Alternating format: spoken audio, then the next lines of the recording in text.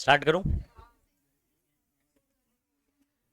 Graph का relation करने के लिए हमको इक्वेशन पता होना चाहिए। अब अगर आप देखोगे यहाँ पर जीरो ऑर्डर के लिए बात कर रहा है और इधर पे 80 है और यहाँ पर क्या है, टाइम है। अब मेरे पास अगर आपको इक्वेशन याद होगा तो हमारे पास ये इक्वेशन पता है, के टी इज इक्वल टू -80। कुछ याद आ रहा है? बस इसको इधर बुला लो, उसको उधर भेज दो। हाँ, तो इधर पे कौन आ जाएगा, 80। ए नॉट ये इधर आएगा तो माइनस हो जाएगा, तो A naught minus what, K T. अब इसको अगर मैं y is equal to M X से कंपेयर करूँ ना, सुनो, तो y इज इक्वल टू ये c हो जाएगा और ये क्या हो जाएगा, एम एक्स हो जाएगा।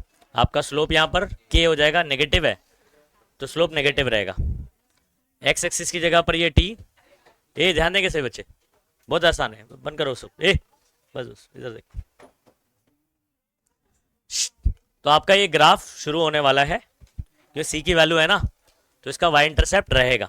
तो ग्राफ इसका शुरू होगा यहाँ पर, कहीं पर क्या वैल्यू होगी बच्चों, ए नॉट होगी। हमने वाई वाई एक्सिस पर लिया हुआ है 80 और एक्स एक्सिस पर लिया हुआ है टाइम टी। ये पीछे बात नहीं करेंगे, समझ आ गया? स्लोप आपका पॉजिटिव है कि नेगेटिव है?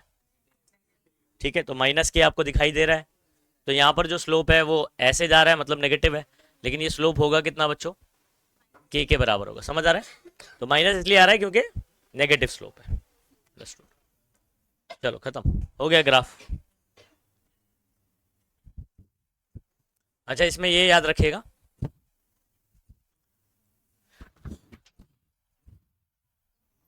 ओके, ये पीएच, इसका pH 3, इसको नाम क्या बोलते हैं मालूम है? किसी को पता है इसको क्या बोलते हैं? फॉस्फीन बोलते हैं। pH 3 क्या होता है? फॉस्फीन होता है। तो फॉस्फीन का डिकम्पोजिशन होता है, डिकम्पोजिशन रिएक्शन, ये आपका एक जीरो ऑर्डर रिएक्शन का एग्जाम्पल है, याद रखिएगा। डिकम्पोजिशन ऑफ फॉस्फीन किसकी वजह से? Due to hot tungsten. Tungsten मालूम है, बल्ब के अंदर तार होता है, उसको गर्म करते हैं और उधर पे फॉस्फीन गैस रहेगी तो उसका डिकम्पोजिशन होगा। ये एक क्या नाम है, जीरो ऑर्डर रिएक्शन है। कौन सा है? जीरो ऑर्डर रिएक्शन, मतलब इसके कॉन्सेंट्रेशन पे डिपेंड नहीं करेगा। तो ये फॉस्फीन वाला एग्जाम्पल याद रखिए। नेक्स्ट इंपॉर्टेंट बच्चों, देखो मैं लाइन से अगर बताऊं ना आपको, कितने डेरिवेशन आपको प्रैक्टिस करना है, सुनो, आपको कितने टॉपिक इसके अंदर करने हैं। जैसे ऑर्डर वाला जो क्वेश्चन आता है, तो फर्स्ट ऑर्डर, जीरो ऑर्डर, और एक होता है सूडो फर्स्ट ऑर्डर। क्या बोलते हैं? Pseudo first order. Pseudo first order क्या होता है बच्चों? ये होता फर्स्ट ऑर्डर है, लेकिन दिखाई आपको हायर ऑर्डर दिखाई देता है। क्या बोला, सुनो गौर से। जब रिएक्शन देखोगे, जब रिएक्शन देखोगे ना, तो आपको हायर ऑर्डर दिखाई देगा, लेकिन होगा वो फर्स्ट ऑर्डर। ठीक है, और ऐसा कौन से केस में होता है ये बात करते हैं हम लोग। ठीक है, ये देखो हमारे पास एक रिएक्शन दिया हुआ है, ये कौन है पहचानो, CH3CO। ठीक है, CH3, ओके, ये मिथाइल एसिटेट है हमारे पास। अगर आप देखोगे तो ये कौन होता है, एसिटेट आयन होता है, CH3COO माइनस आयन, और यहां पर क्या लगा हुआ है, मिथाइल लगा, तो मिथाइल एसिटेट है। इसको हम लोग पानी में डालते हैं, किधर डालते हैं, बराबर। तो पानी का आपको पता है कि ये कौन होता है, ये इसका ब्रेकडाउन कैसा होता है, H और OH, मालूम है ना। तो बेसिकली H इधर आ जाएगा और ये CH3 इधर आ जाएगा, तो क्या बन जाएगा, CH3OH हो जाएगा। नहीं आया समझ में? ठीक है, अच्छा, अब हम लोग इसको, ये हमारे पास कम क्वांटिटी में रहता है, बहुत सारे पानी में डालते हैं इसको, तब जाके ये रिएक्शन होता है। तो यहाँ पर जो वाटर है ना, वो एक्सेस क्वांटिटी में होता है। कैसे होता है? एक्सेस क्वांटिटी में होता है।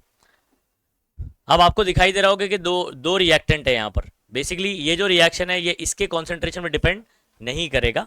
जैसे मैं इसका अगर रिएक्शन लिखना चाहूँ, solvent is the present such large access, अगर सॉल्वेंट, याद रखो सूडो फर्स्ट ऑर्डर कौन सा वाला होता है, जिसमें सॉल्वेंट, जिसमें सॉल्वेंट क्या होता है बच्चों, लार्ज क्वांटिटी में होता है या एक्सेस क्वांटिटी में होता है, बहुत ज्यादा होता है। अगर फॉर एग्जांपल आप इसका रेट का इक्वेशन लिखना भी चाहो, तो R is equal to, for example आप लिखते हो कि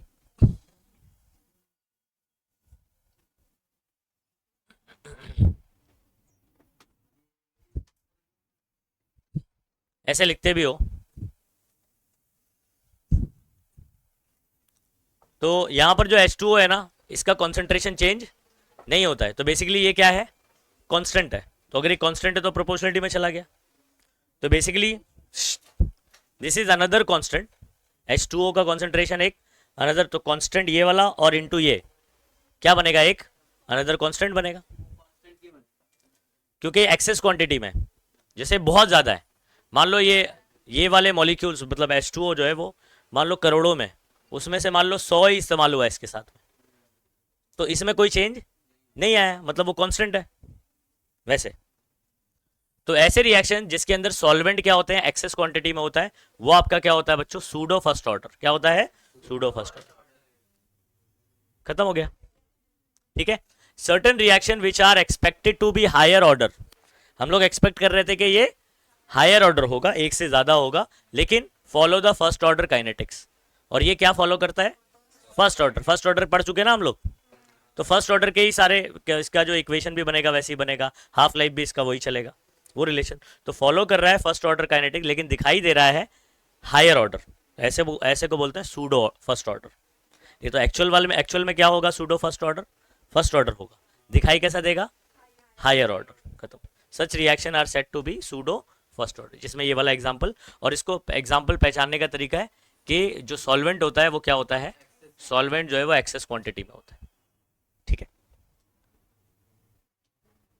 अच्छा, रेडियो एक्टिव जब हम लोग बात करते हैं फिजिक्स में आ जाते हैं। मैंने आपको क्या बोला था, रेडियो एक्टिव वाला कितना ऑर्डर वाला होता है रिएक्शन, फर्स्ट ऑर्डर होता है। रेडियो एक्टिव क्या होता है, फर्स्ट ऑर्डर। आपको कुछ याद आ रहा है, -dN/dt is directly proportional to number of nuclei at time t। Proportionality हटता था और एक कांस्टेंट आता था इक्वल और लैम्डा डी के कांस्टेंट, ठीक है। इसको dt को उधर भेजेंगे, इसको इधर भेजेंगे, -dN/n लैम्डा dt, माइनस को भी उधर भेज देंगे, फिर इंटीग्रेट करेंगे। ये ऐसा किस में किया था अपन ने, अभी फर्स्ट ऑर्डर में सॉल्व किया। और रेडियो एक्टिव डी के लॉ में भी ऐसे ही सॉल्व होता है। ये भी क्या निकलता है, फर्स्ट ऑर्डर होता है। क्या होता है, फर्स्ट ऑर्डर होता है। हाँ, लॉग एन हो जाएगा। उसको आप क्या एन नॉट से लेकर एन टी तक इंटीग्रेट करोगे, जैसे यहाँ ए नॉट से ए टी तक इंटीग्रेट किया, वैसे ही। आई बात समझ में, बराबर। तो अभी ये बताइए, रेडियो एक्टिव प्रोसेस कौन सा फॉलो करते हैं, फर्स्ट ऑर्डर, ठीक है। Okay, reaction in which rate is independent of reactant concentration, जिसमें रिएक्टेंट के कॉन्सेंट्रेशन पर रेट निर्भर करता ही नहीं है। जीरो ऑर्डर, कौन सा वाला, जीरो ऑर्डर, जिसमें हम लोग लिखते हैं R इज इक्वल टू के और A raise to 0, anything raise to 0 is 1, मतलब R is equal to directly के होता है। रिएक्टेंट का कॉन्सेंट्रेशन का कोई मतलब, आप डबल कर दो ट्रिपल कर दो, रेट बदलने वाला नहीं है, जीरो ऑर्डर, ठीक है। कैटेलिटिक डीकंपोजिशन ऑफ फॉस्फीन बता चुका हूं। Decomposition of phosphine on tungsten का जो तार होता है at high temperature is what, कौन सा एग्जांपल था, हाँ, सूडो फर्स्ट ऑर्डर था कि जीरो ऑर्डर था,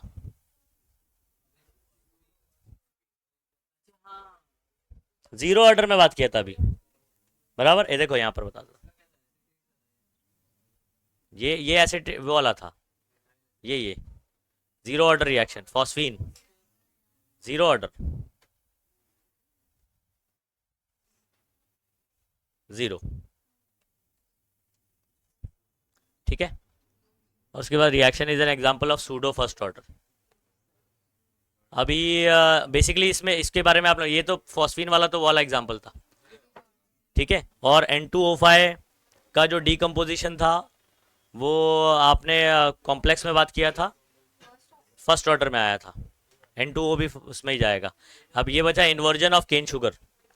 इन्वर्जन ऑफ केन शुगर क्या होता है, इन्वर्जन ऑफ केन शुगर बताओ ना क्या होता है, शुगर फॉर्मूला बताओ, फॉर्मूला, हाँ शक्कर होता है, फॉर्मूला बताओ। C12H22O11, इसको हम लोग पानी में डालते हैं, इसका रिएक्शन आपको पता होगा, नहीं मालूम, अच्छा एक काम करो, C12H22O11 वाटर के साथ मिलकर पहले बताओ कितना हो जाएगा ये, HC12 S24 और O12 हो जाएगा। फिर उसका आधा कर दो, फिर उसको आधा कर दो, पहले इसको पूरा मिला दो, कितना हो जाएगा ये C12 S24 O12। नहीं नहीं, फिर उसको आधा करना है पूरे को, C6 H12 O6, C6 H12 O6 और फिर से C6 H12 O6। इसके अंदर एक गुल्लू है और एक फ्रुक्कू है। फॉर्मूला सेम रहता है, स्ट्रक्चर अलग रहता है, बायोमोलिक्यूल में पढ़ते हैं उसको। This is inversion of cane sugar. तो इसके अंदर भी वाटर क्या होता है, एक्सेस क्वांटिटी। वाटर यहां पर क्या होता है, एक्सेस क्वांटिटी में रहता है। तो ये कौन सा हो गया, सूडो फर्स्ट ऑर्डर रिएक्शन। ठीक है, चलो नोटबुक निकालेंगे सभी बच्चे, नोटबुक निकालो फटाफट से।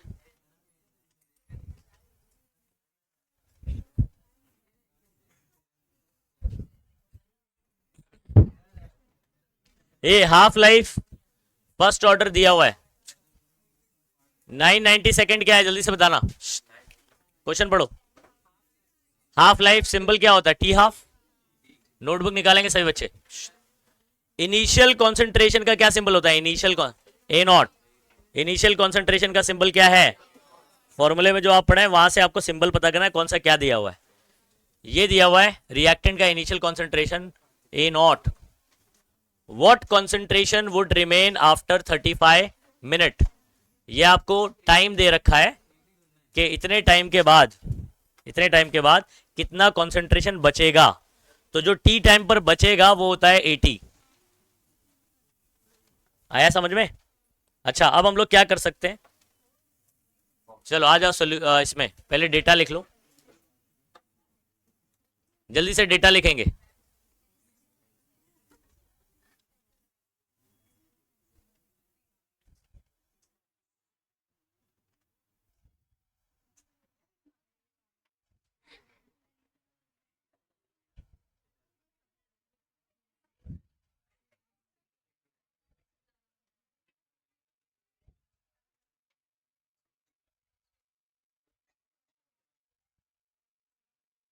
चलो इधर ध्यान देंगे सही बच्चे। फॉर्मूला क्या लगाना चाहिए बताओ, 80 कौन से फॉर्मूले में होता है, के फॉर्मूले में होता है, सही बात है। हाँ, तो या तो आप इसको दो स्टेप में सॉल्व कर सकते हो। पहले स्टेप में आप के फाइंड आउट करो, ठीक है, और या तो आप उस फॉर्मूले में के को सब्स्टिट्यूट भी कर सकते हो। बताता हूं, ये देखो मेरा जो 80 है, अगर आप देखोगे 80 कौन से फॉर्मूले में होता है, के इज इक्वल टू 2.303, ठीक है, अपॉन टी, जो कि 35 मिनट दिया हुआ है।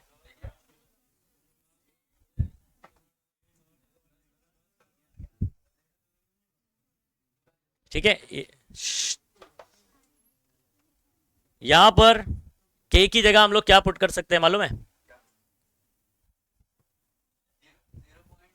रुको, टी हाफ का फॉर्मूला क्या है आपका पता है, अपॉन के। तो इसको इधर करके इसको इधर पुट कर सकता हूं। तो के की जगह हम लोग पुट कर सकते हैं 0.693 अपॉन टी हाफ। के की जगह पुट कर रहा हूं, रीअरेंज करूंगा ना इसको इधर, इसको इधर।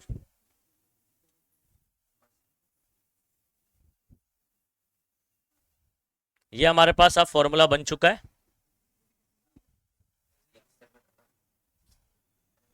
सुनेंगे सही बच्चे, टी हाफ लेकिन आपको 990 सेकेंड दिया हुआ है और ये आपको 35 मिनट दिया हुआ है। तो पुट करते वक्त ध्यान रखना है, मैं इसको भी क्या कर देता हूं, सेकंड में कन्वर्ट कर देता हूं। क्या करना पड़ेगा, एक मिनट कितना सेकंड होता है, 60, 35 इंटू 60 कर दूंगा और यहाँ पर 990 हो जाएगा। ठीक है, 0.693 को क्या आप, रुको, 2.303 इंटू 0.3010 लिख सकते हो। अगर डेरिवेशन पता है तो आपको मालूम होगा है। ओके चलो, 0.693 को लिख रहा हूं 2.303 इंटू 0.3 लिख देता हूं 3010। टी हाफ आपका है 990 सेकेंड, इधर पे लिख रहा हूं 2.303 अपॉन में ये 35 इंटू क्या है 60। ठीक है, log to the base 10। A naught की वैल्यू बच्चों आपके पास है 0.08 और अपॉन में 80 आपको पता करना है। ठीक है, अब यहाँ मैं क्या कर सकता हूँ, ये जीरो से ये जीरो उड़ा सकता हूँ। ठीक है, और ये 2.303 से ये 2.303 उड़ गया। उसके बाद हम लोग क्या कर सकते हैं, अगर आप देखोगे तो 35 को यहाँ बुला लेता हूँ, 0.3010 लिखने की जरूरत नहीं है, अपॉन में 99 हो गया, और ये 35 हो गया, और अपना 6 हो गया। ठीक है, इसको काटो अच्छे से, 3 3 ज़ा 3 ज़ा 2 ज़ा। ठीक है, और 3 1 ज़ा 3 1 ज़ा करता हूँ। रुकना भाई, क्या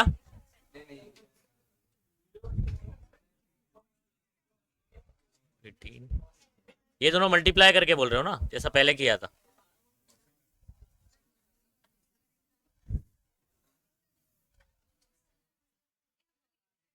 सेवेंटी हो गया था ना। हाँ अभी काटो, 3 1 ज़ा 3, 3 2 ज़ा 6, उसके बाद 3 3 ज़ा 9, 3 3 ज़ा 9, और आते जाएगा बराबर। 11 से काटो, 11 2 ज़ा 22, फिर उसके बाद पॉइंट लगा दिया, 11 1 ज़ा 11, 12 बचा, 2 ज़ा 22। ठीक है, 1 बचा, फिर 0 ज़ा करना पड़ेगा, तो 2.12 इंटू 0.3 करना है। हाँ बराबर आ जाएगा, 2.12 और ये 0.301। ठीक है, 301 दुनी आपका हो जाएगा 602। ठीक है, 301 1 ज़ा, और ये 361, 301 दुनी 601, 637। राइट से 2, राइट से 3, 1 2 3 4 5, 0.637 आ रहा है। ठीक है, 638 आ रहा था ना, एग्जैक्ट मल्टीप्लाई करने पर ये आ रहा है आपका।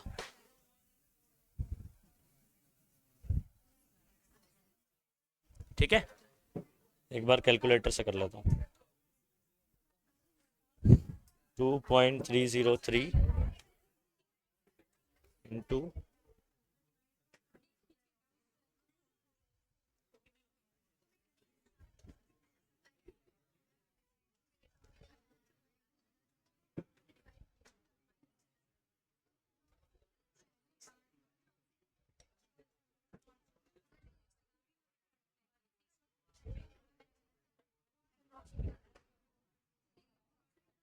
6384 आ रहा है। इसको करेंगे ना, पूरा सॉल्व करेंगे, 6384 आ रहा है। हाँ, ये मल्टीप्लाई प्रॉपर करो आप लोग, और अपॉन में क्या हो गया 80। देखो अभी यहां पर गौर से देखोगे ना, ये जो 80 है ये कहां पर है, लॉग के अंदर बैठा हुआ है। ये लॉग इधर आएगा तो क्या हो जाएगा बताओ, एंटी लॉग हो जाएगा। तो एंटी लॉग ऑफ 0.6384, और उसके बाद 0.08 डिवाइड बाय व्हाट, 80 हो जाएगा। इसका एंटी लॉग देखकर बताओ अभी क्या होगा। एंटी लॉग देखा इसका 63 का 84 में, 63 का 84 में देखो, 63 का 84, 4349, लेफ्ट साइड से पहले के बाद पॉइंट, पॉइंट के पहले 0 है ना, तो 0 + 1 1 होता है, लेफ्ट साइड से 1 के बाद डालना है। हाँ,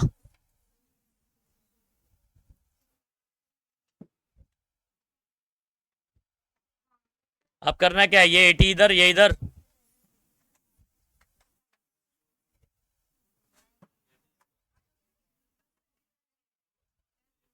चलो आंसर बताओ इसका, इसको डिवाइड करके बताओ।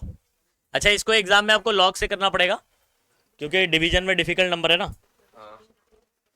0.08 डिवाइड बाय 4.349, 0.01839 आ रहा है, मतलब वही हो गया, 184 हो गया। यूनिट वही रहेगा, मोल पर डीएम क्यू। तो अगर ध्यान रखिए, ध्यान रखिए, अगर लॉग के अंदर वाला कोई पूछता है, जैसे 80 लॉग के अंदर बैठा हुआ था, तो इस तरफ सॉल्व करके लॉग को यहाँ लेके एंटी लॉग लेना पड़ेगा, फिर उसके बाद रीअरेंज करके आपको सॉल्व करना पड़ेगा। तो थोड़ा सा ये चैप्टर में ये वाला डिफिकल्ट वाले न्यूमेरिकल होने वाले, जो 3 मार्क के बनते हैं। कितने मार्क के लिए? 3 मार्क के लिए। आगे बढ़ जाऊँ? तो न्यूमेरिकल इसलिए करने का क्योंकि आपका टाइम भी तो बचाना है। फिजिक्स का पेपर वैसे लेंदी हो जाएगा, फिर सब थियरी थियरी करने जाओगे ना तो लेंदी हो जाएगा। ऑप्शन में न्यूमेरिकल है, न्यूमेरिकल आ रहा है, पहले न्यूमेरिकल करो, नहीं तो बोलोगे फिजिक्स का पेपर लेंदी है। चलो, ये कौन करके बताएगा? फर्स्ट ऑर्डर रिएक्शन है, कौन सा है? Concentration of reactant decreases from 20, ये यूनिट दिया हुआ है इसका, ठीक है, milli mole dm cube to 8 milli mole dm raise to -3। तो मतलब ये 20 से 8 हो जाता है। कितना हो जाता है? 20 से 8 मिली, साथ में 10 का पावर -3 रखोगे, रेशो में वैसे भी वो कटेगा। 30 मिनट में हो रहा है बच्चों, 38 मिनट में। What is the half life of the reaction? अच्छा मुझे एक चीज बताओ, हाफ लाइफ के लिए तो के चाहिए। फर्स्ट ऑर्डर में क्या है हाफ लाइफ का फॉर्मूला? 0.693 डिवाइडेड बाय, कल सभी बच्चों ने फॉर्मूला याद किया हुआ है, तो के चाहिए। लेकिन अब ये सब इंफॉर्मेशन तो अपने को के फॉर्मूले का दे दिया ना। के का फॉर्मूला क्या था बताओ? 2.303, टी भी दिया हुआ है, log टू द बेस 10। पता है नहीं पता है? ये फॉर्मूला आप इसको क्या करना, सुनो, 2 स्टेप में सॉल्व करना पड़ेगा इसको। कितने स्टेप में? 2 स्टेप में। पहले के निकाल लो, के की वैल्यू हाफ लाइफ में पुट करो, फिर बाद में टी हाफ निकाल लो। चलो डायरेक्ट सोल्यूशन कर रहा हूं मैं इसका। हाँ, K is equal to 2.303 by T log to the base 10, बोलो ए नॉट बाय 80, 2.303, टाइम दिया हुआ है 38 मिनट। मिनट में ही रहने देता हूं उसको, क्योंकि आप क्या निकालने वाले? हाफ लाइफ निकालने वाले हो। तो ये वाला टाइम अगर मिनट में है, तो जो हाफ लाइफ निकालोगे वो भी मिनट में आएगा। ये बात ध्यान रखना। यहाँ सेकंड में पुट करो तो फिर वो भी सेकंड में आएगा, ठीक है। यहाँ आर में पुट करो तो वहां भी आर में आएगा, ये बात ध्यान रखना। बाकी और कोई चेंजेस नहीं होने वाला इसके अंदर। ए नॉट बच्चों आपका कितना था? शुरुआत में 20 था, फिर बाद में कितना हो गया? 8 हो गया। इतना समझा? अच्छा, इसको हम लोग क्या कर सकते हैं? काट सकते हैं। हाँ, क्या? मिली मोल, मिली। हाँ, तो अगर आप रेशो में रखो तो मिली 10 का पावर -3 क्या हो जाएगा? ए क्या? हाँ, 2.5 लिख के फिर इसको लॉक करना पड़ेगा। अदरवाइज इसका एक और आसान है कि अगर आपको लॉक पता है, एग्जाम्पल के तौर पे मैं इसको और काटूंगा तो आपका ये 5/2 आ जाएगा। तो 5 का लॉग अपने को पता रहना चाहिए और 2 का लॉग पता रहना चाहिए। तो ये बिना लॉग बुक के इतना स्टेप सॉल्व हो जाएगा, ठीक है। 5 का लॉग कितना होता है बच्चों? अगर आप देखोगे तभी भी पता चल जाएगा, लॉग बुक रहती है आपके पास। अदरवाइज कुछ नंबर शुरुआत में एटलीस्ट 10-11 तक जो है ना नंबर के लॉग आपको याद होना, 6990। और उसके बाद 2 का लॉग, वेरी गुड, ये तो पता ही रहेगा, ठीक है, ओके। तो आप सुनो, 2.303 38, सुनो बात को, log 5, ये log अंदर जाएगा तो log 5 डिवाइड का हो जाता है माइनस, फिर उसके बाद log, मतलब ये स्टेप जब अंदर में log को भेजूंगा तो log 5 माइनस क्या हो जाएगा? log 2। log 5 की वैल्यू कितनी है बच्चों? 0.6990 और ये 0.3010, दोनों को क्या कर देते हैं? माइनस, ठीक है। इसका लॉग माइनस इसका लॉग, चलो 0.893, समझे? 0.39,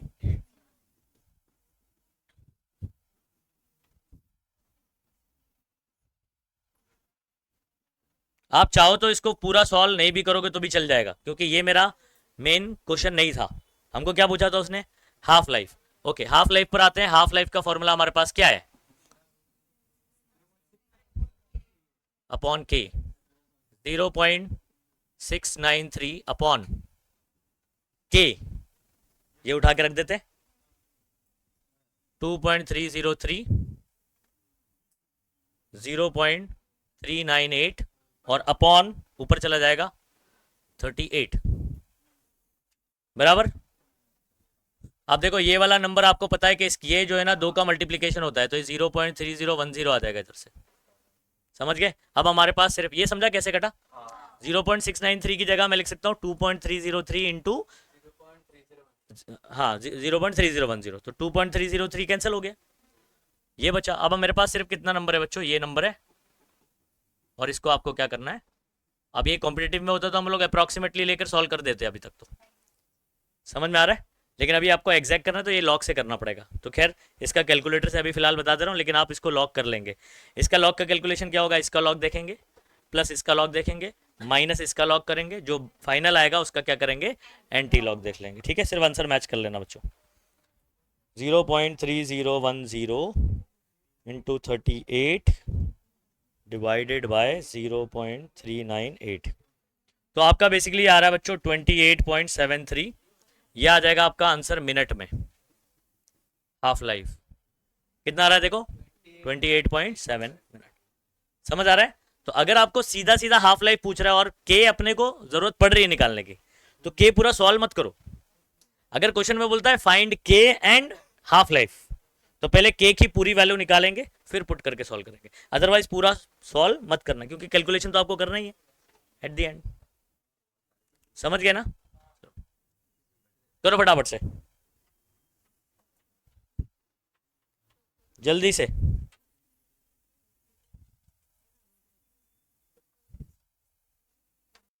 अच्छा, इसमें एक और टाइप का क्वेश्चन देंगे, परसेंटेज वाला। पेज नंबर 129 निकालो, 6.9।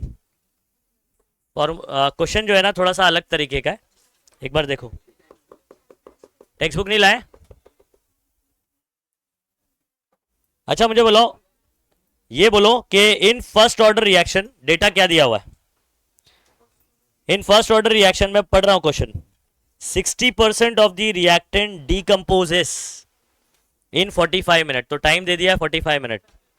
60% डीकंपोज हो गया, 60%, तो बचा कितना, 40 बचा।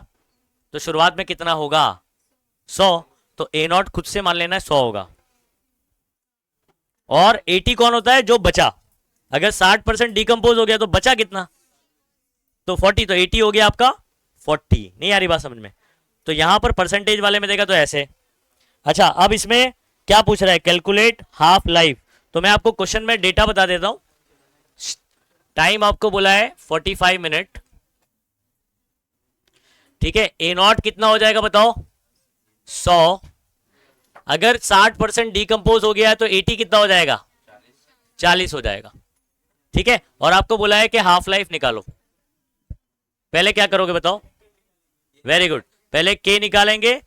के को पूरा सॉल्व मत करना, इसकी वैल्यू फिर टी हाफ केस में पुट कर देना, जैसा अभी क्वेश्चन किया था वैसे ही है, करके बताओ। चलो सोल्यूशन, के इज इक्वल टू, पहले फॉर्मूला लगाओ, उसके बाद सब लोग करेंगे, कोई भी टाइम पास नहीं करेगा, जल्दी से करेंगे फटाफट। के को पूरा सॉल्व मत करो लेकिन, हाँ।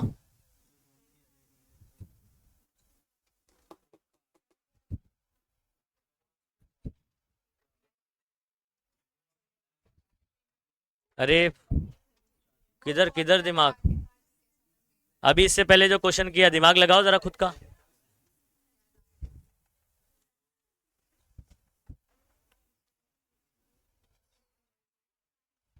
वाह,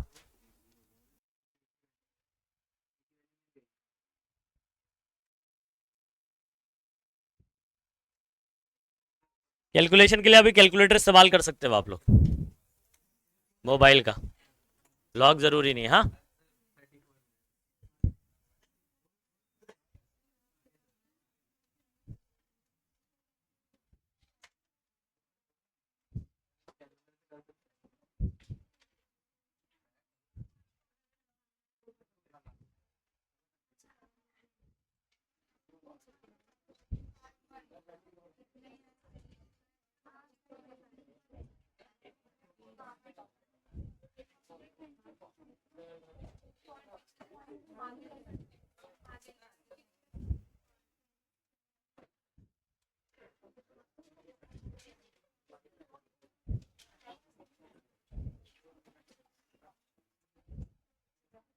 ये K हो गया, इसको इधर पुट करेंगे,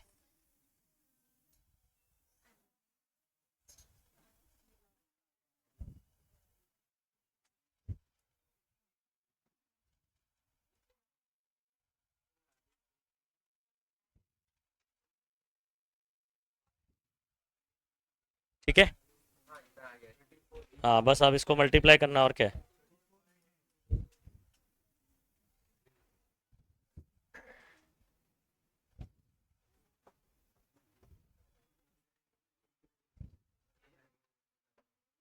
थर्टी फोर, ये मिनट में था तो ये भी काय में आएगा, खत्म हो गया, समझ गया ना।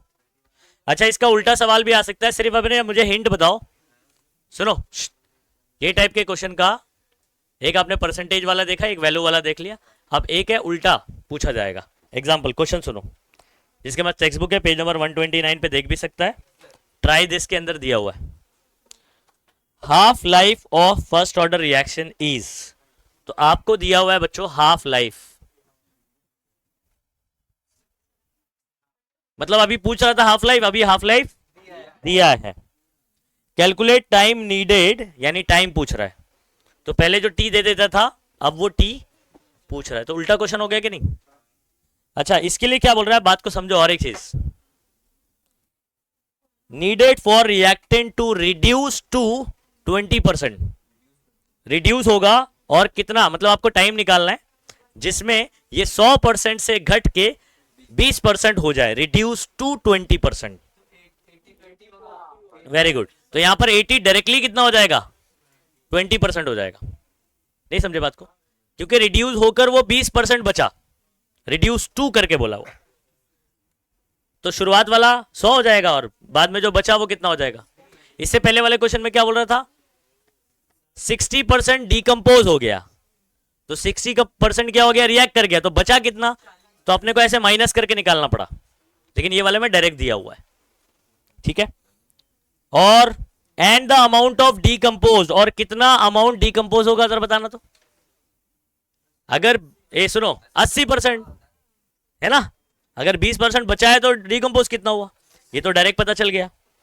अच्छा इन, लेकिन यहां पर आपको वैल्यू कैलकुलेट करके बताना है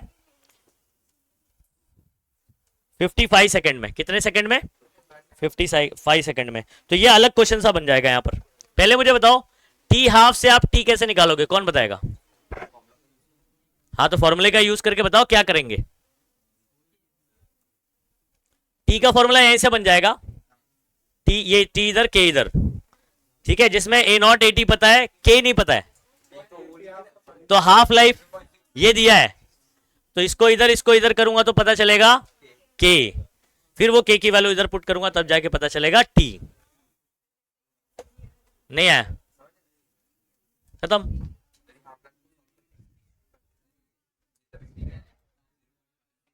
चलो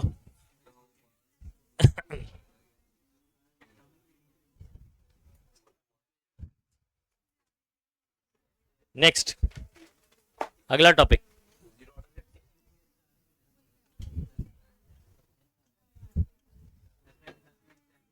ठीक है। ए सुनो, नेक्स्ट करने जा रहे हैं, ए नेक्स्ट करने जा रहे हैं हम लोग कोलिजन थियरी, जिसमें एक्टिवेशन एनर्जी बात करेंगे।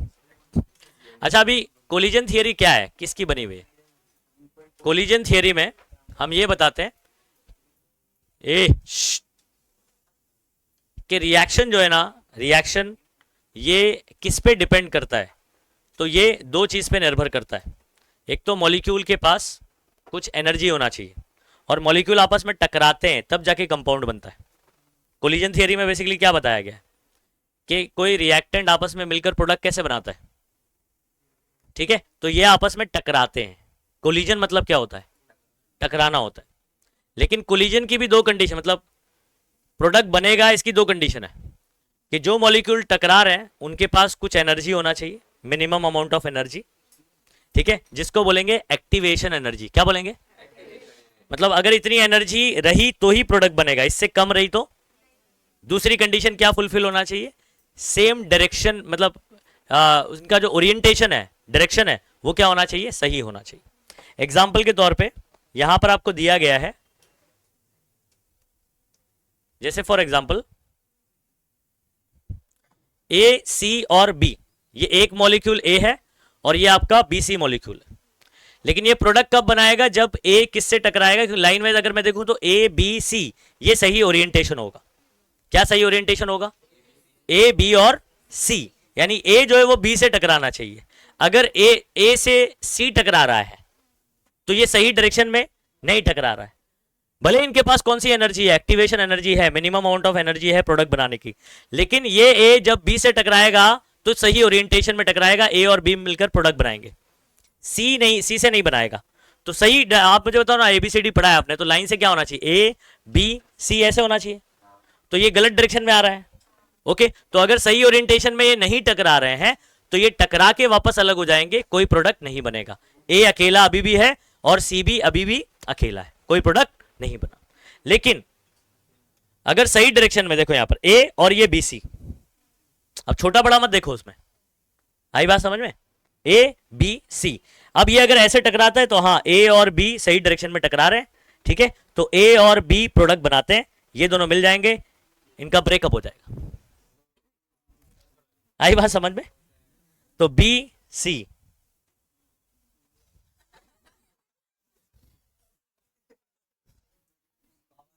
तो ए सुनो, प्रोडक्ट बनने के लिए दो कंडीशन फुलफिल करना पड़ेगा। पहला, मिनिमम अमाउंट ऑफ एनर्जी होना चाहिए जो मॉलिक्यूल आपस में टकरा रहे हैं, ठीक है। आप और एक बात सुनो, और ये सही डायरेक्शन में टकराना चाहिए, तब जाके क्या बनेगा, प्रोडक्ट बनेगा। तो हम लोग इसके ना दो स्टेटमेंट याद रखते हैं, एक एक्टिवेशन एनर्जी और एक दूसरा है ओरिएंटेशन। ओरिएंटेशन मतलब डायरेक्शन, सही डायरेक्शन, करेक्ट ओरिएंटेशन में होना चाहिए, राइट ओरिएंटेशन में होना चाहिए, तब जाके क्या बनेगा, प्रोडक्ट बनेगा। तो कोलिजन थियरी आपको यही बताती है और कुछ नहीं बच्चों। आ जाओ, तो सबसे पहले हम लोग बात करते हैं एक्टिवेशन एनर्जी क्या होता है। The reaction would occur only if colliding molecule, टकराने वाले molecule, possess kinetic energy equal to और ग्रेटर देन एक्टिवेशन एनर्जी, जिसको सिंपल हम लोग ना ई ए भी बोलते हैं, ई ए कौन है, एक्टिवेशन। तो what is activation energy, activation energy क्या है, वो एक मिनिमम एनर्जी है। अगर जो टकराने वाले मॉलिक्यूल हैं वो इसके बराबर या इससे ज्यादा एनर्जी रखेंगे तो ही क्या बनेगा, प्रोडक्ट बनेगा। तो इस एनर्जी को क्या बोलते हैं, जो इनके पास कम से कम होना चाहिए, एक्टिवेशन एनर्जी। इसको याद कर लो अभी, reaction would occur only if colliding molecule possess kinetic energy is equal to और ग्रेटर देन, ठीक है। डेफिनेशन ये रहा यहां पर, for the reaction to occur colliding reactant molecule must possess minimum kinetic energy, this minimum kinetic energy is called kinetic energy। इसको अभी on the spot याद करेंगे, इसके बाद अपने को इसको लिखने का है, ठीक है, ऑन द स्पॉट, जल्दी फटाफट। ये डेफिनेशन है, ये डेफिनेशन नहीं है, ये कंडीशन बोल रहे हैं हम लोग कि इतनी के बराबर या इससे ज्यादा रहेगा तो प्रोडक्ट बनेगा, ठीक है, जल्दी करो।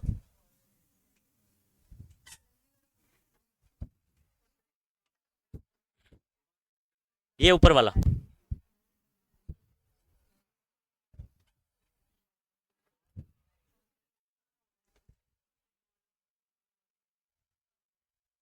और अपने हिसाब से आप उसको बना भी सकते हो, सही स्टेटमेंट बना पा रहे हो तो आप बना भी सकते हो। कौन सा एनर्जी आपको मालूम है, ये कम से कम एनर्जी होना चाहिए, तो minimum energy, minimum kinetic energy required by molecules, colliding molecules to form product. नहीं समझ में आया क्या बोला, minimum kinetic energy possess by colliding particle to form product, activation energy का डेफिनेशन होगा।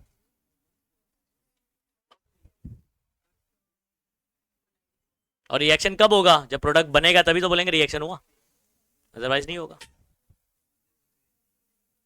और सुन लो, सिर्फ एक ही कंडीशन नहीं है, इतना एनर्जी भी होना चाहिए और सही डायरेक्शन में भी आपको टकराना पड़ेगा, मतलब मॉलिक्यूल को।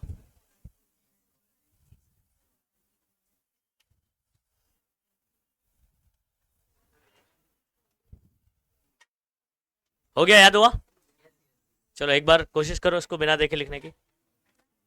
हाँ लिखो लिखो। नहीं नहीं लिख लो एक बार, कितना पूछते रहूंगा मैं, बाद में पूछूंगा जाते जाते।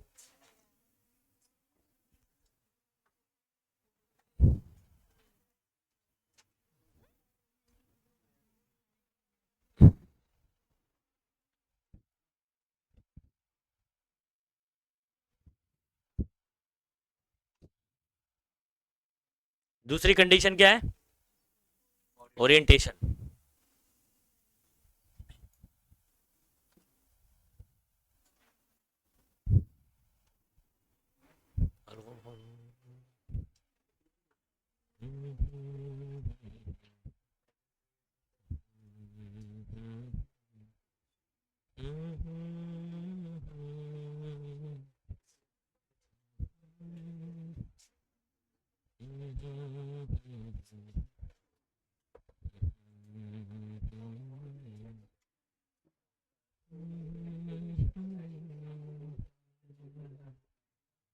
नेक्स्ट करूं?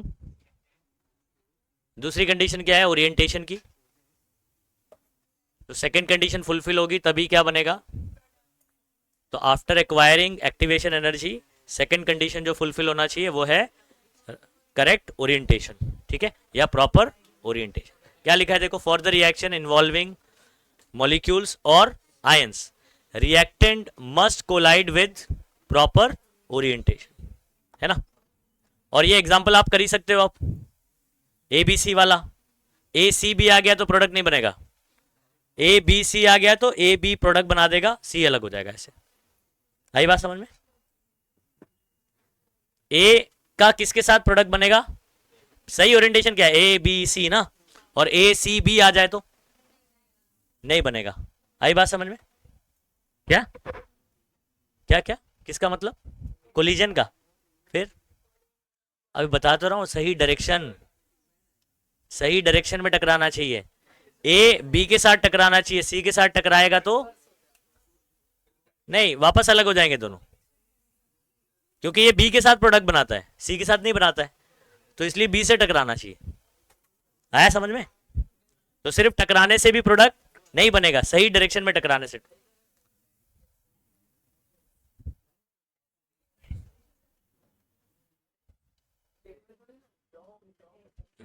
ओके सुनो, अब एनर्जी बैरियर क्या होता है बच्चों? सुनो, बैरियर होता है मतलब एक रुकावट। बैरियर क्या होता है? तो पोटेंशियल एनर्जी बैरियर क्या है? जब पार्टिकल टकराते हैं तो इनका पोटेंशियल एनर्जी कम से कम एक्टिवेशन के बराबर होना चाहिए। कम से कम क्या होना चाहिए? उससे कम रहेगा अगर वहां तक पहुंचा नहीं। फॉर एग्जांपल मैं आपके सामने पहाड़ बना रहा हूं, ऐसे ऐसे इसका ग्राफ भी रहता है, ठीक है। तो अगर रिएक्टेंट आपस में टकरा के इनकी एनर्जी यहां तक पहुंचेगी तभी यहां फिसल के फिर बाद में प्रोडक्ट बनाएंगे। अगर इनकी एनर्जी यहीं तक पहुंचती है तो अगर यहां तक नहीं पहुंच पाए तो आर पार उधर नहीं पहुंचेंगे। बेसिकली यहां पर रिएक्टेंट और यहां पर पहुंचेगा तो क्या बनेगा? प्रोडक्ट बनेगा। तो इतनी एनर्जी एक्वायर करना पड़ेगा तब जाके किस में कन्वर्ट होगा? प्रोडक्ट में। अगर उससे कम रहेगा तो प्रोडक्ट नहीं बनेगा। आई बात समझ में? अच्छा, इसमें ना एक और कैटलिस्ट आता है और एक आता है इनहिबिटर। अब आपको इनहिबिटर के बारे में नहीं है, कैटलिस्ट के बारे में। जब हम लोग रिएक्शन में कैटलिस्ट इस्तेमाल करते हैं तो क्या होता है? कैटलिस्ट इस्तेमाल करते हैं तो होता क्या है? हाँ ठीक है, रेट इंक्रीज करता है, मतलब इक्विलिब्रियम का ही शिफ्ट नहीं होता है। अगर हम लोग ने इक्विलिब्रियम में कंपेयर करते हो तो स्पीड बढ़ जाती है, रिएक्शन की क्या हो जाती है? स्पीड बढ़ जाती है। तो एक्चुअल में स्पीड बढ़ती कैसे? तो कैटलिस्ट क्या करता है, ये जो एक्टिवेशन एनर्जी है ना, मतलब फॉर एग्जांपल आप पहाड़, यहां तक आपके पास क्षमता है कि आप यहां तक जा सकते हो, उसके बाद नहीं जा सकते हो, तो हम लोग क्या करेंगे? कैटलिस्ट का इस्तेमाल करेंगे। कैटलिस्ट क्या करेगा पता है? पहाड़ की हाइट को ही छोटा कर देगा। नहीं आ रही बात समझ में? मतलब एक्टिवेशन एनर्जी को क्या कर देगा? कम कर देगा। या ऐसा भी हम लोग इसको समझते हैं कि कैटलिस्ट क्या करता है? पहाड़ में गुफा बना देगा, है ना। अगर आप ऊपर नहीं चढ़ सकते, यहां से ऐसे चले जाओ। नहीं आ रही बात समझ में? तो बेसिकली याद रखिए कैटेलिस्ट क्या करता है, जो एक्टिवेशन एनर्जी का जो लेवल है उसको क्या कर देता है, कम कर देता है।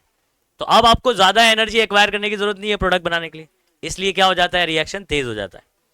और एक होता है इनहिबिटर, जो रिएक्शन बता रहा हूं कैटेलिस्ट का उल्टा काम करता है, इनहिबिट करता है। इनहिबिट करना मतलब क्या होता है, रोकना होता है, बराबर।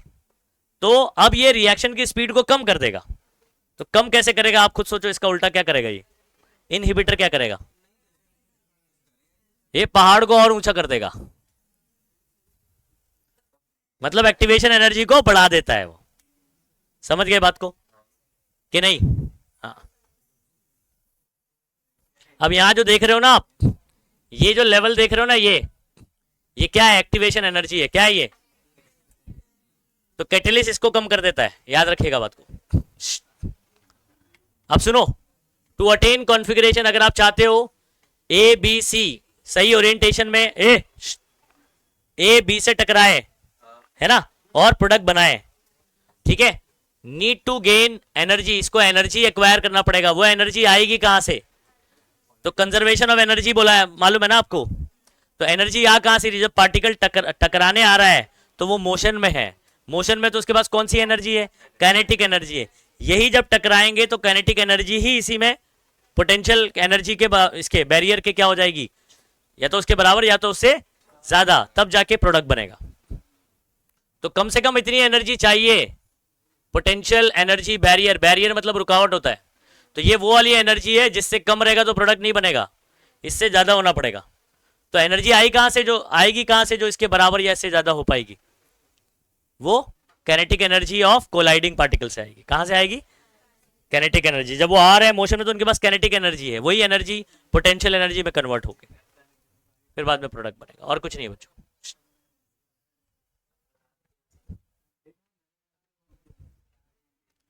यहां क्या बोला हुआ है, ये सारे कोलिजन रिएक्टेंट सारे को कोलाइड कर रहे हैं लेकिन सब प्रोडक्ट नहीं बनेगा, बताओ क्यों?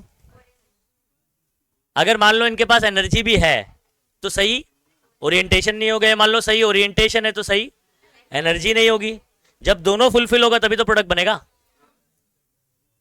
Colliding molecule need to possess certain energy greater than activation and proper, ये जब दोनों कंडीशन फुलफिल होगी तभी क्या होगा, प्रोडक्ट बनेगा।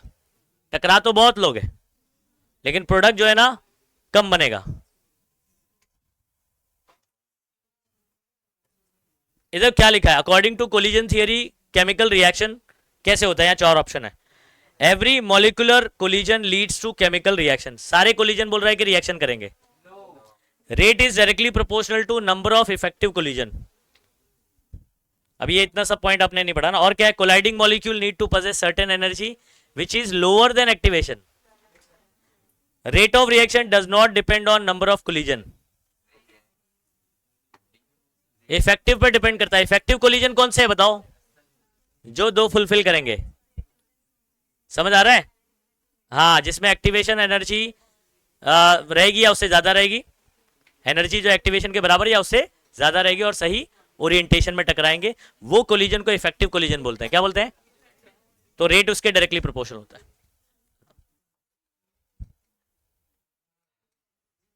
उसके बाद अच्छा, एक हमारे पास ना अरेनियस इक्वेशन है।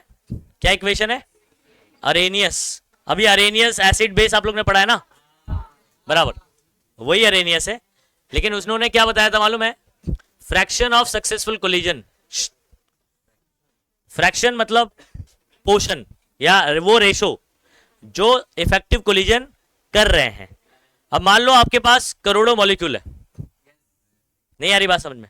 अब उसमें मान लो मैं फ्रैक्शन में अगर बात करूं, आपके पास 100 मॉलिक्यूल्स है। कितने हैं टोटल? 100 है। कितने? 100। उसमें से सिर्फ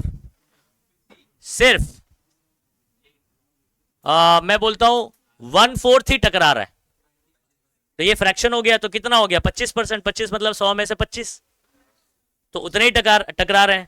तो ये जितने लोग सही एनर्जी और सही ओरिएंटेशन के साथ टकरा रहे हैं, उस कोलिजन को अपन क्या बोलेंगे? Effective collision. और उनका फ्रैक्शन कितना होगा, यानी टोटल नंबर ऑफ मॉलिक्यूल में वो कितना पार्ट होगा, तो उसका फॉर्मूला अपने को अरेनियस ने बताया था। तो एफ कौन है? Fraction of successful collision. Successful उसी को बोल रहे हैं जिससे प्रोडक्ट बनेगा, सारे मॉलिक्यूल टकरा के प्रोडक्ट बनाने वाले नहीं है।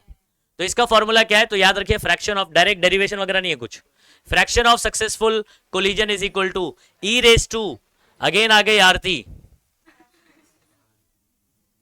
ई raise to minus E A by RT. अब इसका टेम्परेचर डिपेंडेंस देखो, अपने को क्या पढ़ना है? Temperature dependence of reaction rate.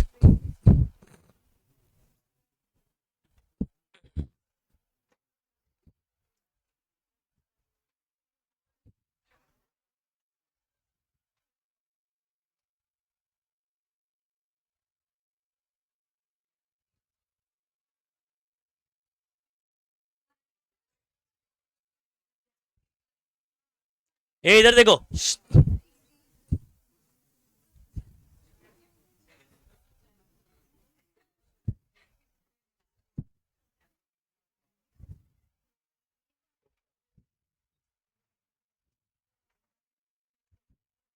इसमें मैं क्या करने वाला हूं सुनो।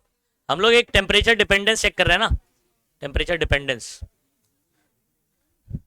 के का इक्वेशन हमको अरेनियस ने दिया था, rate constant, rate constant is equal to A into e raise to minus E A by, एक ये वाला दिया था, ये वाला फॉर्मूला याद रखना, फ्रैक्शन ऑफ सक्सेसफुल कोलिजन का, और रेट कांस्टेंट का भी निकाला। इसका ग्राफ आपको देखना सिर्फ। अच्छा ये सुनो, किसको क्या कहते हैं? ये ए को, क्योंकि ये ई कौन है? एक्सपोनेंशियल टर्म बोलते हैं इसको। क्या बोलते हैं? एक्सपोनेंशियल टर्म के पहले आने वाला टर्म प्री एक्सपोनेंशियल टर्म। क्या बोलते हैं ए को?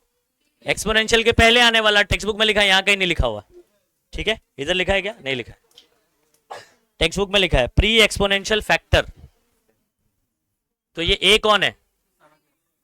प्री एक्सपोनेंशियल, इसका कोई डेरिवेशन नहीं है, सीधा फॉर्मूला याद रखना है, and exponential factor.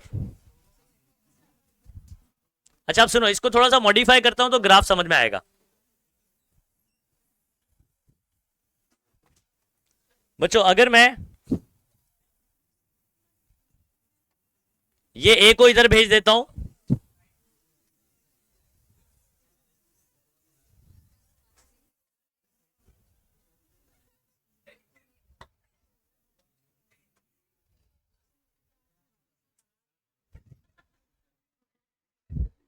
A divide by ए आ जाएगा,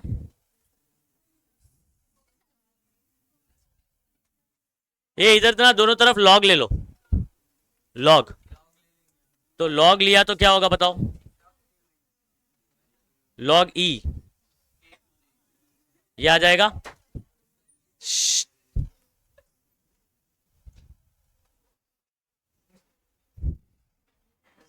इधर क्या हो जाएगा? ओनली,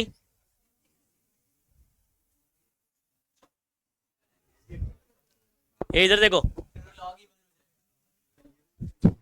तो हो गया वो तो डायरेक्टली ना, log e to the base ही 1 हो जाएगा, वो डायरेक्ट मैंने उतार दिया उसको छत से। अच्छा फर्दर लॉग ई को लॉग टू द बेस 10 में कन्वर्ट करो,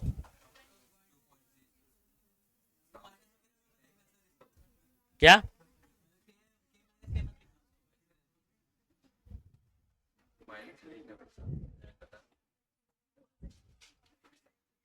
ठीक है, ये इसको उधर भेज दूंगा।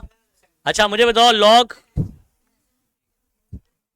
के, और के बाय ए भी होना चाहिए था इधर पे, और ये टी में रिलेशन क्या है? इनवर्स है। 1 अपॉन टी के साथ क्या है? 1 अपॉन टी के साथ डायरेक्ट है। मैं इसको फर्दर और सॉल्व कर रहा हूं, लॉग के by a to the base 10 minus E a 2.303, ठीक है, आर, और ये 1 अपॉन टी बोल देता हूं। अभी यहां पर अगर आप इसको कंपेयर करोगे, y is equal to M x plus c, समझ आ रहा है? ओके। और ये वाला टर्म अगर आप देखोगे तो c नहीं है तो 0 है, और y is equal to only क्या है?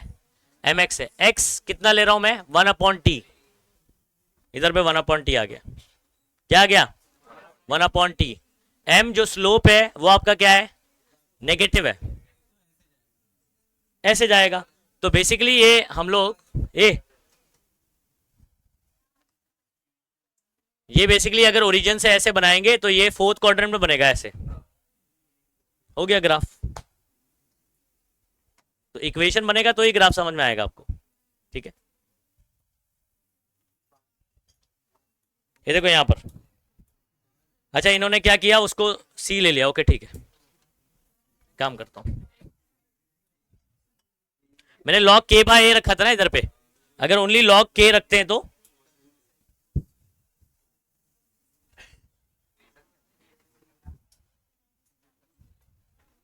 ऐसे हो जाएगा कि नहीं?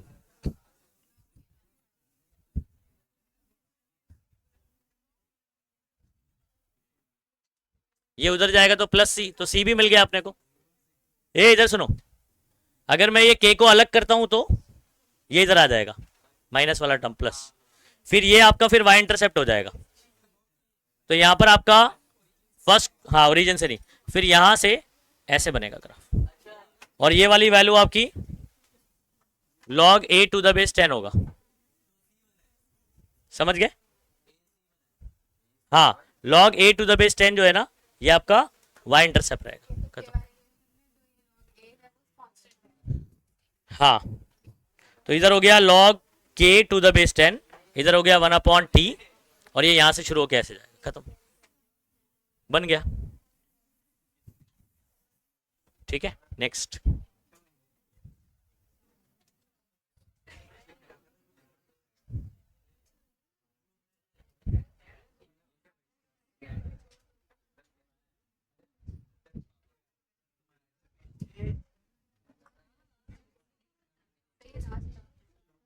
हाँ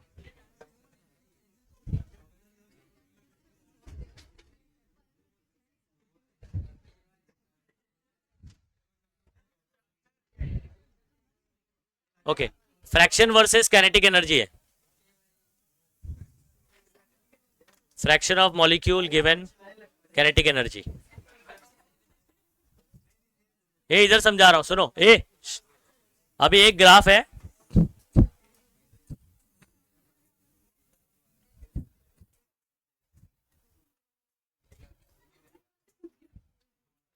एफ का फॉर्मूला देखा था आपने, एफ, हाँ अब सुनो, यहां पर ना काइनेटिक है सारे पार्टिकल की, मेरे पास हजारों मॉलिक्यूल है, कितने मॉलिक्यूल है, समझ आ रहा है? अच्छा यहां पर आपका ई वैल्यू है, मतलब आप नंबर प्लॉट करोगे ना 1 2 3 4 5 ऐसे, तो यहां पर क्या है, ई वैल्यू है, कितना ई वैल्यू। और हमारे पास कुछ ऐसे मॉलिक्यूल होंगे बहुत सारों में से जिनकी एनर्जी ई से क्या होगी, ज्यादा होगी, समझ आ रहा है? तो ई से ज्यादा रखने वाले क्या बनाएंगे, यहां तक आ रहा है फॉर एग्जांपल, वो जिनकी एनर्जी, तो fraction of molecule having energy greater than E, आई बात समझ में, ई से ज्यादा है, तो ये वाले सिर्फ क्या करेंगे, और सही ओरिएंटेशन में टकराएंगे तो ये वाले क्या करेंगे, और इनसे पहले वाले अगर मैं बात करूं, इनसे पहले वाले अगर मैं बात करता हूं, तो जैसे यहां के जो मॉलिक्यूल है ऐसे, जिनकी एनर्जी ई से क्या है, कम है, भले वो ज्यादा क्वांटिटी में, उनका फ्रैक्शन क्या है, ज्यादा है, ये फ्रैक्शन ऑफ मॉलिक्यूल्स है हैविंग सम एनर्जी, लेकिन एनर्जी उनका ई से क्या है, कम है, तो कम रहेगा तो वो प्रोडक्ट, तो ये आपको शेडेड रीजन बताता है, क्या ये वाला शेडेड रीजन क्या बताता है, ये इतने मॉलिक्यूल प्रोडक्ट, ये इफेक्टिव कोलिजन होगा और ये क्या बनाएंगे, प्रोडक्ट बनाएंगे, और इससे इन ई से कम रखने वाले जो है ना वो प्रोडक्ट नहीं बनाएंगे, समझ में आ रही बात? अच्छा और सुनो बात को, अगर मैं टेम्परेचर बढ़ाता हूं, अभी फिलहाल जो गैस थी या कोई भी मॉलिक्यूल था उसका टेम्परेचर T1 था, अगर मैं टेम्परेचर बढ़ाता हूं तो ये ग्राफ कुछ मेरा ऐसे बन जाता है, ऐसे ऐसे हो गया, तो इसका मतलब क्या हुआ कि इतना हिस्सा और बढ़ गया, इतना हिस्सा क्या हो गया, तो हमारे पास ऐसे टेम्परेचर बढ़ाने पर हमारे पास, टेम्परेचर बढ़ाएंगे काइनेटिक एनर्जी क्या हो जाती है, तो कुछ ऐसे मॉलिक्यूल है जिनका काइनेटिक एनर्जी बढ़ गया, समझ में आ रहा? पहले तो इतने तो थे ही जो इफेक्टिव कोलिजन कर रहे थे, और भी मॉलिक्यूल क्या हो गए, उनका काइनेटिक एनर्जी बढ़ गया, सही ओरिएंटेशन में टकरा रहे हैं, और तो क्या शेडेड रीजन इंक्रीज हो गया टेम्परेचर बढ़ाने पर? तो मतलब टेम्परेचर बढ़ाने पर इफेक्टिव कोलिजन और ज्यादा होगा और प्रोडक्ट और ज्यादा बनाएगा। आई बात समझ में? ओके, बस यही है और कुछ नहीं। ठीक है, बस बाकी न्यूमेरिकल में अलग से लेने वाला हूं। तो